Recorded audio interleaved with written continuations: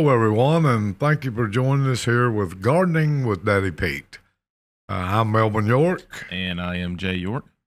and today we have a topic that we've had several questions on this week, and actually one that you've been looking into, I think. It's a little close to home. There we go, a little close to home. Got to have a dad joke to start it out. Yeah, well, you hadn't got that old yet. You can't keep telling the old same jokes. It's never too soon to prepare. I guess. But anyway, we do appreciate y'all tuning in. And if this is your first time here at Gardening with Daddy Pete, if you've been on our website, which is daddypetes.com, you'll find out that we are a almost 120-year-old farm here in North Carolina. We're a century-plus farm. Also, we still milk cows. We run the dairy farm, but we have come to the point of making potting soil, potting mixes, compost about 40 years ago, right at it. And we've been supplying them with independent garden centers and dealers up and down the East Coast now. And if you look at our webpage, it does give you all of our different products and uses. And if you look, we do have a part on the webpage about us, and it does tell about how the farm started and where we're at now, the generations that still live here and have lived here all the way through. And we have a slogan. We got a motto. And actually, it's our heart here at Daddy Pete that we help you grow. And that's exactly why we're doing these podcasts here, to help first-time gardeners or some of you old-time gardeners. Maybe you've come up with a question. There's different varieties happening, just on and on, different things. We're going to be talking about today a little bit about grass, a little bit about lawns, and we're going to use the guidance of the North Carolina State Extension website here and learn a little bit more about grass. And we're going to maybe do this into a two-part deal. We're going to start off today with establishing a new lawn. Oh. So, as everybody knows, here in North Carolina, lots of people are moving in here from other states, a lot of moving within the state. Everybody's building new homes. So, with that comes fresh North Carolina clay here in the Piedmont, fresh sand in the coastal regions. So, you got to have something to hold that clay in there. So with that comes planting a lawn. Yeah, and again, for a lot of you, if you are just moving in, you're our new neighbors. We welcome you, and but we do have 3 regions here in North Carolina. Of course, I'm sure you've already found out that you can get up in the morning, and by that afternoon, you can have 3 different types of weather also. We can go from snow to rain to sun to 90 and back to 29. I mean, that's just the way it is here in North Carolina. But we do have 3 regions. We do consider them. We have the mountain foothill area. We have the Piedmont area in the middle. And then we have what we call the Sand Hills coastal area. Now, in planting lawns and grass, I went to what I consider to be the best source. And if you'll look here on the webpage, I think we've got it up where you can see that. NC State Extension is just worth a wealth of any type of gardening, and more than that. Say you're doing homesteading, you're starting out, if you need canning experience, anything like that. We've had the extension agent here in our county with us before. We're going to have her back. But in your counties in North Carolina, there is at least one extension office in every county of the 100 counties in North Carolina. We actually have 102 extension offices in North Carolina. Now, one thing that you want to make yourself familiar with, not only for lawns, is or for your gardening or for planting bushes like blueberries or raspberries, blackberries, fruit trees. We've had a lot of question on hostas. I have one today I've just got this morning on what type of our soil do you use planting hostas in pots? Well, to give you an example, and I'm going to answer that man's question personally when we finish the podcast, but just to you guys have the same question, I would use our potting mix if you're going to use for hostas and forsythia. I think he was one of the things he asked for, and I may be wrong on the last one, but that would be a good outside mix. It'll hold enough water, but not enough. But a lot of times, people tend to do one or two things with outside pots. They don't water at all, or they water too much. So kind of keep a check on that. Either way is not good for the plant, so you need to kind of keep a check. Most plants require about 1 inch of water per week.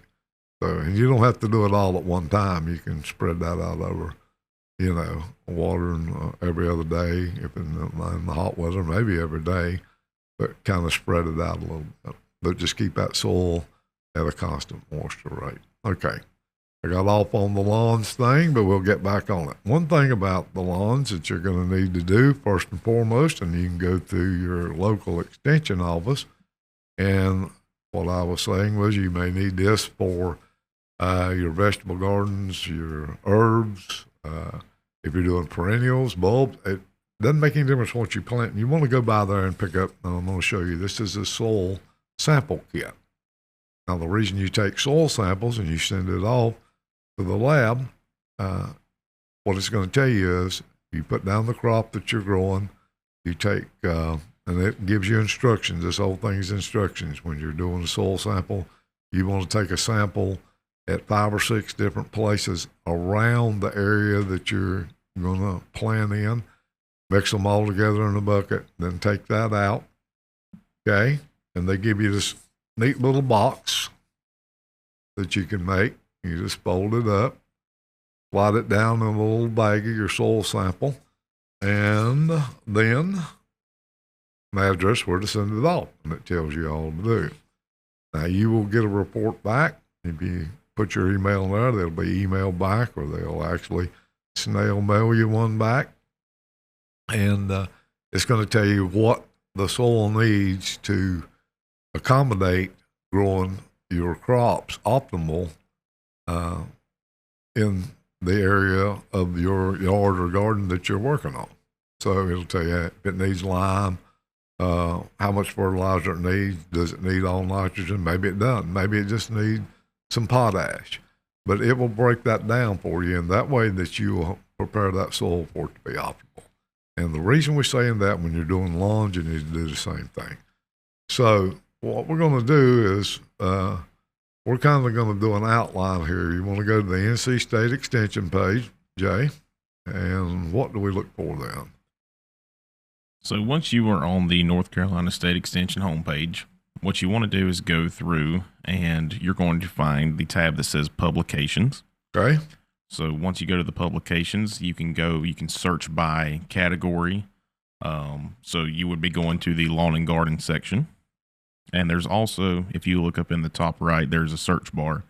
You can use something like a keyword, lawn, garden, anything around that sort is going to help you get to where you want to go a little bit quicker than navigating this way. But it's good to know what all is there. So where we are at today, it's a publication. It says number 9, and it's about lawns. So it is broad. A lot of good information here. Right. And just to give you a quick overview, we're going to concentrate more on one area today. And like Jay said, we're probably going to have a part 2 session of that, and maybe even a part 3 to help you. But I want to give you a quick overview. We went to the NC State Extension, as you can see here. If you'll look there, it's publications. And number 9 is the section of lawns. And it gives you a brief outline of everything that you're going to be looking at here. You can scroll down. The objectives of what you're wanting to do. Now, there's a lot of good information in here. You're not going to read it all in 5 minutes. So, if you need to kick back of an evening, you're wanting to read something and you're still wanting to redo your lawn or maintain your lawn, get some good tips on your lawn, this is a place to do that. And even if you're having someone else do it, when they come in and talk to you about it, you will have enough knowledge and you'll understand what they're talking about. So there's an introduction, what to plant, okay? The reason we're doing what to plant is I'm going to take you to this first page here. Below that, And if you notice in this one section here, it says for the mountain and the foothill area. Okay? We can scroll on down. This is going to be for the Piedmont area, the central part of North Carolina where we live. Of course, we're right on the verge of foothills and Piedmont here. And then you go down to the Sandhills, coastal plains, or the coastal area.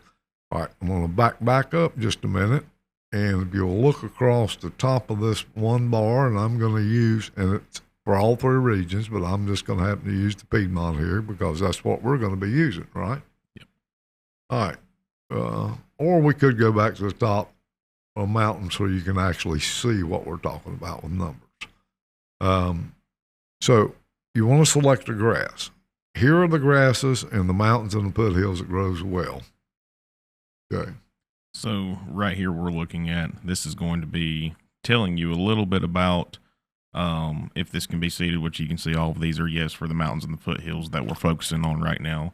It's going to show you a key 1 through 5, 1 being very poor, 5 being the greatest. If it can handle cold, if it can handle drought, if it can handle heat, shade, give you a good color chart there.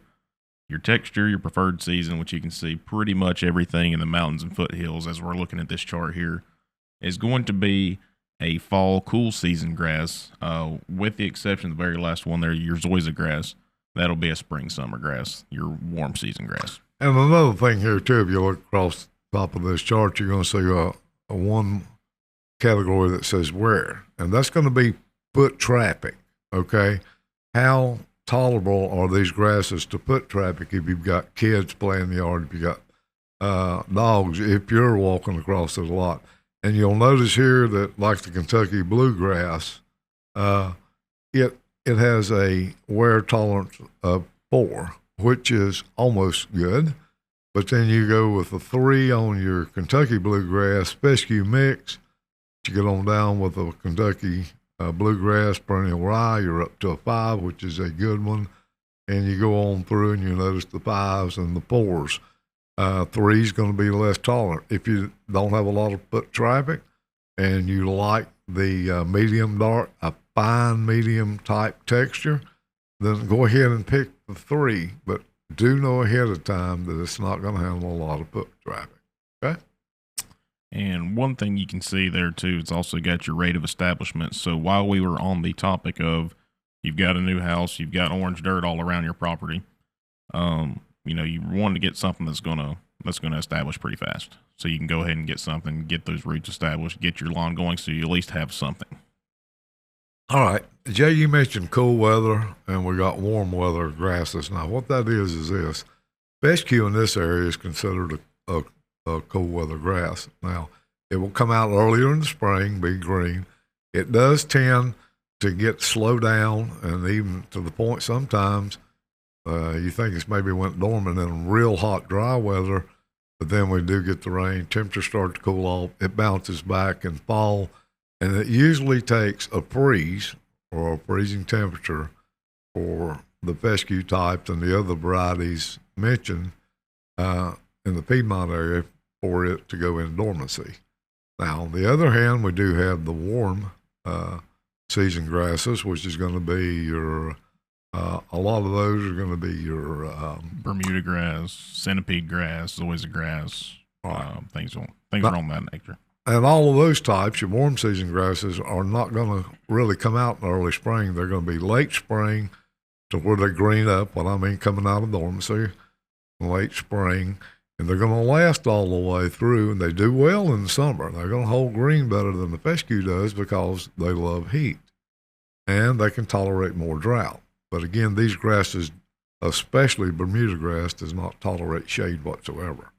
That won't hardly grow in the shade. It likes its sun. But when the first frost comes, it's over. It goes dormant, so you're going to lose your grass. The color of it, the greenness part, is going to be gone right after that first hard frost. So your time to enjoy these types of grasses, your warm season grasses, is going to be less if you choose it in the area of the Piedmont. Okay, so, but again, if you'll look at the foot traffic on these grasses and all, they're a lot higher. The tolerance, some of them, established fast, like Bermuda. Bermuda is also considered a very invasive grass. We're going to talk more about seeding or sprigging or plugging grass. And Bermuda grass is one that it will actually take over in a minute, run into beds and all like that. The hybrids are not as bad, but again, toleration on some of the things is not as good as the old common type.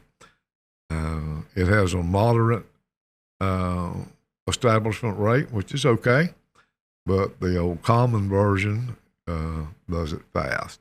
So you got to be careful with some plants and some grasses because they can have the characteristics of being invasive on other things in your yard, like raised beds or your perennial beds, or even in row garden. Now naturally you've got Bermuda grass here in the Piedmont, and whether you want it or not, most lawns have it. You have to kill it to get rid of it. And I know that it's even creeps into my row garden sometimes. Mm-hmm. Yep, absolutely. So when it comes to picking out grass, I was always under the impression, well, you go get you a bag of grass seed and you throw it out. And so the house that I've built, we built it last year. We tried doing some grass there before we even built the house because we did some final grading. We took an old house down, took some trees down, had a lot of bare spots, and we tried seeding some stuff, didn't have much luck. And to be honest with you, I can't even remember what kind of seed we put out. Just didn't do well, but it was also kind of a drier year when we did that too. Yeah, and that was kind of a hurry up and let's go so you wouldn't be in the mud, and we did not have that much rain this year. So one thing that we were talking about today, and we think we're going to do this because there are so much into the lawns, even to the point of how high, how low you cut at different seasons. Just in maintenance, there's a lot. But in lawn and soil preparation, just to get it ready to plant. So we still needed to really do the fine grading on Jay's property, and we were in a hurry up. Let's do this so winter's coming. We can have a little bit of something to keep the mud knocked down. And one thing that we do around here for a fast lawn and that will grow through the winter or keep growing is annual ryegrass. Now there's a difference between perennial ryegrass and annual. Now, a lot of people like to overseed their yard with annual ryegrass in the fall, and so they can have a greener type grass. Now, I've done it with mine until I learned better, but you can do that with the Kentucky bluegrass and all, but fescue is really not a good idea just to overseed that because they really don't mix that well. Even though they will come up from pouring, it does seem that it wants to thin out some of the fescue. Now, one thing that I do want you to understand too about your grasses and a lot of your plants, when they go dormant in the wintertime, and this is one thing that I like to feed somewhat in the fall on lawns, and I don't mean overfeed, I'm talking about feed. That's the time to where your roots are being established more. They're taken care of. There's no growth going on above the ground, but that doesn't mean that there's not activity below the ground. And that's a time for it as it does go dormant. Okay, I'm not putting out any sprigs over, above the ground. I'm not putting any color much out, but that's a time for me to establish my root system, grow better, let it spread out more. And again, when roots are spreading out, we have to go back into soil preparation. That's one of the things we're going to get into. But again, that's going to be probably for another day on that. A lot of preparation in this week's podcast too, because something that we have discussed doing here with Daddy Pete's as a whole, it'll be featured on the podcast and maybe other places on our social media. So as you guys know, I'm recently a new addition to the Daddy Pete's team here with Alan Smith and Dad. They've brought me on board and they've got a wealth of knowledge to share, and I've still got a lot to learn. Know a little bit, just enough to be dangerous. But that's where we're all at. Right. And so it's kind of cool. So for those of you that don't know, like I said, we did I built a house, moved in last July 4th, so there was not an opportunity to seed last year. With my previous job, I was so busy last fall, did not really have an opportunity to seed the yard. Kind of missed the opportunity this year too with the drought. I chose to hold off for right now. I got a couple weeds holding me down. Still got to do some fine grading.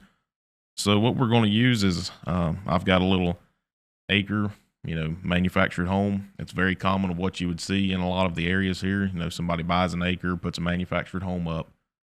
Right now we're at a blank slate. I don't have a lot of fruit trees or anything. We kind of torn down all the existing trees that were in the yard. We've got a good blank slate.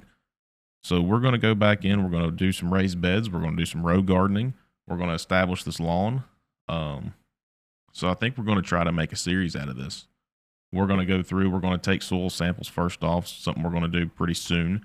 Get those sent off to the North Carolina Extension, see where we need to fertilize, utilize some Daddy Pete mixes, both in the topsoil and the row gardening, in our raised beds, kind of highlight some of these products and show you real-time results of what we're doing. Yeah, and this is probably going to be, you're going to be getting clips of this over the period of the next year and a half, because, again, time for us sometimes gets in the way, and then again, is the weather right for us doing what we're doing and all. But as we go through, and we're working on Jay's project, and we're going to take you, once we get the fine grading done, we'll take you to the point of soil amendment and how we amend the soil and get ready for the lawn, because that's what we're talking about today. But we'll also go through, and I think he plans on having some raised beds, small row gardening, some fruit bushes, fruit trees. We'll take you through as we get the ground prep for that. Again, there'll be more soil samples going because we're doing lawn or grass in one area. This area over here, we're going to be growing vegetables or maybe herbs in. This area over here would be doing fruit bushes or maybe fruit trees. But each part of that acre, and an acre and a quarter, whatever it is, does require a little bit different nutrients involved to get optimal growth and optimal fruit out of each garden or garden spot, whether it be the lawn or whether it be a raised bed or a row garden or bushes or what, et cetera, et cetera. So that's what we're going to be doing. And then again, we'll be doing some perennials, and we're doing some regular, maybe some annual beds throw in there with that too. So we're going to probably try to cover everything as we go through this project, but it will be, and we'll highlight it every month, let you know when it's coming out, and then if you do have any questions. Well, you know what? One thing I want to go before we go here, I want to show you one thing just a minute. We go down into the different grass types, okay?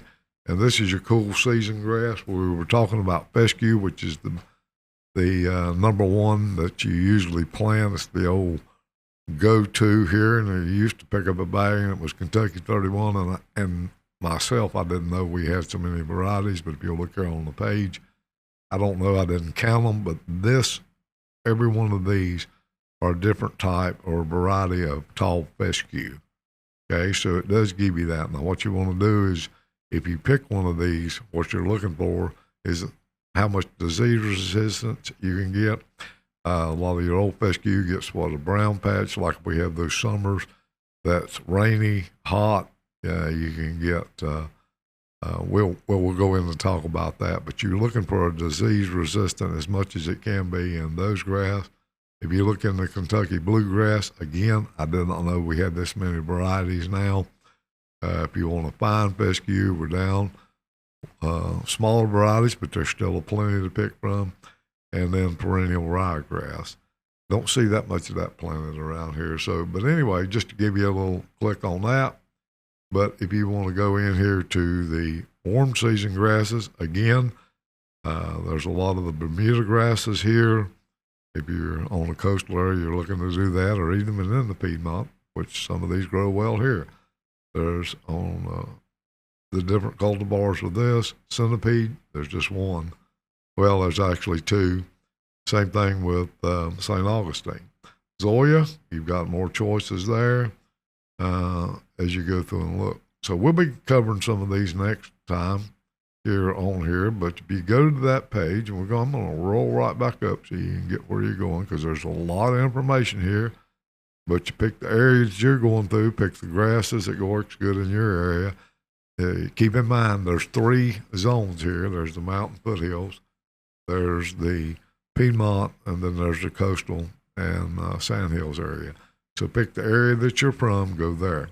Go by, get your soil test samples for anything you're doing over at your extension office, which is this right here, is the soil sample, and it does come with 2 sets of instructions. And right here is the top back where we were at the extension. Yep. So next week, unless you guys want to hear something different and we get more questions that we just can't handle it, and I think we'll get back into going down there to that tab, establishing a new lawn, talking a little bit about how important that a grade is, talking a little bit more about the soil samples, why you need certain nutrients, where they need them, talk a little bit more about how Daddy Pete's compost can be utilized in some of these areas. Why that's a good thing to build these nutrients into your topsoil as you're getting ready to establish a new lawn. Yeah, here at Daddy Pete, if you'll go to our website, which is daddypetes.com, you'll find that we do have a product for all of your needs. If you're in gardening, landscaping, if you're doing vegetable garden, herb, if you're doing fruits, if you're just doing ornamental shrubs, whatever, we do have a mix for you there that we can do, and we'll be taking you through what mixes we use as we do these videos also. Now, just to give you a quick thing, if anybody's going to be in the Johnson City, Tennessee area or Gray area at Kurt's Ace Hardware in Gray, Tennessee, which is right a suburb there or right in Johnson City, Tennessee, on Saturday, which is the May the 9th. May 9th, yep. May 9th, the day before Mother's Day. So happy Mother's Day to everyone. We'll be there, and they're doing a customer appreciation day. They'll have the grills cranked up. We're cooking food. Jay and myself will be there to answer any questions you got about Daddy Pete. They're actually going to have it set up for the kids to grab a pot, grab some Daddy Pete. They're going to take some flowers there, plant them for Mother's Day. So come on by. That's going to be free to everybody, and just a big time event. We've done these for several years with Kurt's Ace Hardware in Tennessee at their different locations, which they also have some in Virginia and Kentucky. And trust me, every one of these stores are top of the line, and I enjoy going to these. And we do go to a lot of other of our customers' appreciation days, open houses, whatever. And so we'll keep you informed where we're going to be. If you'd like to come out and say hi, grab something off the grill, and I think you would enjoy it. Again, that's going to be at Kurt's Ace Hardware, Gray, Tennessee, a suburb of Johnson City there on May the 9th. We'll be there, Jay and ourselves, from about 9 till 2 that day. So come by and say hello to us. Also, again, go to our website, which is daddypetes.com. Look around. I think you'll enjoy that. If you want to know where to buy our product, if you'll look, there's a tab that says where to buy. Simply click on that and go in, put your address or your zip code, look to the left-hand side, scroll through there, and it's going to give you all the locations that sell Daddy Pete products close to you. Well, Jay, I think we better go out here and get to work. Sounds like a plan. Okay. Guys, thank you so much for tuning in, and we'll see you next time here on Gardening with Daddy Pete.